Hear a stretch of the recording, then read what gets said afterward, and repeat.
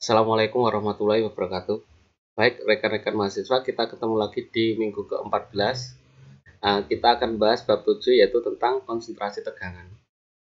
Konsentrasi tegangan adalah tegangan tinggi yang berada pada daerah yang sangat kecil pada batang akibat dari diskontinuitas geometri, yaitu perubahan geometri yang menimbulkan pola distribusi yang tidak terbagi rata seperti lubang, takikan, uliran, maupun bentuk-bentuk lain, dan akibat dari titik pembebanan. Jadi konsentrasi tegangan ini disebabkan oleh dua hal ini, ya, diskontinuitas bentuk batang dan titik pembebanan. Nah, ini prinsip Saint-Venant. Ini akibat dari titik pembebanan. Nah, ini berikut contoh gambar konsentrasi tegangannya. Nah, ini tegangannya sama dengan P per Bt. B lebar dan T adalah tebal. Nah, ini ilustrasi prinsip Saint-Venant. Yang A ini sistem beban terpusat yang bekerja pada daerah kecil di suatu batang, sedangkan yang B adalah sistem yang ekuivalen secara statik. Seperti itu. Kemudian faktor konsentrasi tegangan. Nah, kalau faktor konsentrasi tegangan ini lebih ngarah ke ini diskontinuitas bentuk batang. Jadi batangnya berlubang, ini ya. Jadi faktor konsentrasi tegangannya dilambangkan dengan huruf K sama dengan tegangan maksimal per tegangan nominal. Nah, tegangan maksimal ini adalah ini lokasinya dekat dengan lubang. Kemudian tegangan nominalnya adalah ini untuk batang PP dengan lubang lingkaran. Nah, ini tegangan nominalnya sama dengan P per CT. C ini adalah lebar B dikurangi diameter lubang, itu C. Kemudian T adalah ketebalan. Jadi dari diagram ini kita dapatkan bila D per B nilainya sekian, nah ini faktor konsentrasi tegangannya.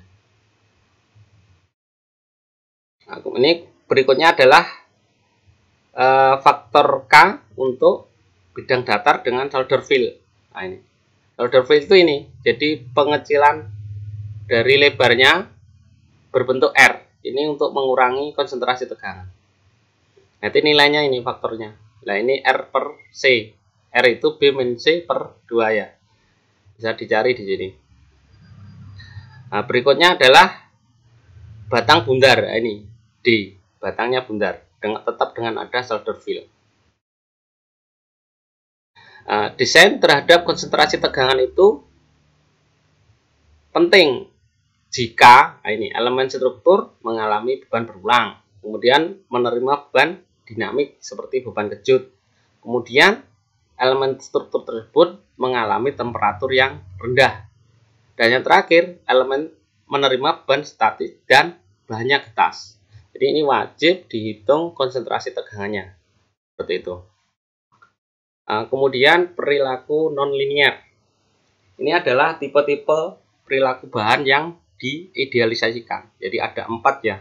Jadi A ini kurva tegangan non-linier elastis. Kemudian yang B ini adalah non-linier biasa. Yang C ini non-linier elastoplastis. Dan yang D ini adalah bilinier. Bilinier ini adalah 2 linier. Ini linier yang pertama dan ini linier yang kedua. Jadi tidak ada yang melengkung. Kalau melengkung itu adalah non-linier seperti ini ya. Ini linier kemudian melengkung, non-linier. Jadi dia sudah melewati batas lelehnya. Kemudian perubahan panjang batang. Ini adalah perubahan panjang suatu batang meruncing di atas bahan yang mempunyai kurva tegangan non-linier. Nah, ini adalah diagram non-linier. Jadi kalau ada diagram seperti ini berarti dia berperilaku non-linier. Kalau batangnya seperti ini berarti dia batang non-prismatis. Seperti itu. Jadi nanti kalau batangnya seperti ini, perilakunya seperti ini, pakai rumus ini. Jadi peralihannya sama dengan delta sama dengan integrasi 0 sampai L regangan dx. Bila ini nanti batangnya adalah batang yang seragam, bukan mengecil seperti ini, maka digunakan ini, delta sama dengan regangan dikalikan L. Kemudian hukum tegangan regangan Rayleigh-Osgood, ya ini rumusnya. Jadi ini sebagian ini adalah kita dapatkan dari uji tarik. Jadi ini regangan awal, tegangan awal, alfa dan M. Ini kita dapatkan dari uji tarik. Yang rumus ini adalah paduan aluminium. Nah, ini diagramnya. Ini adalah paduan aluminium hasil penelitian yang sudah mengikuti persamaan Rebel Osgood. Ini ya. Berikutnya adalah contoh soal 7.1. Jadi ini adalah batang prismatis, bahannya adalah paduan aluminium, dan perilakunya adalah nonlinier. Ditanyakan, nah ini besarnya peralihan delta B di ujung bawah batang akibat dari ini P1 bekerja sendiri, P2 bekerja sendiri, dan P1 P2 bekerja secara bersama-sama. Nah ini penyelesaiannya. Jadi untuk A, P1 yang bekerja sendiri kita cari tegangan dulu sama dengan P1 per A. Yang kita dapatkan ini ya, 1 kip force per in kuadrat itu sama dengan 1000 psi. Kemudian kita cari regangannya sesuai rumus ini ya. Untuk paduan aluminium ya ini. Kita dapatkan nilai regangan, kita masukkan. Nah ini, peralihan sama dengan delta B sama dengan regangan dikalikan L. Kenapa rumusnya ini? Karena ini adalah batang yang seragam. Nah ini kan seragam. Besarnya sama. Kita dapatkan nilai ini. Sama untuk B, untuk beban P2. Bedanya nanti di peralihannya. Regangan dikalikan L per 2 karena dia di tengah. Nah ini ya.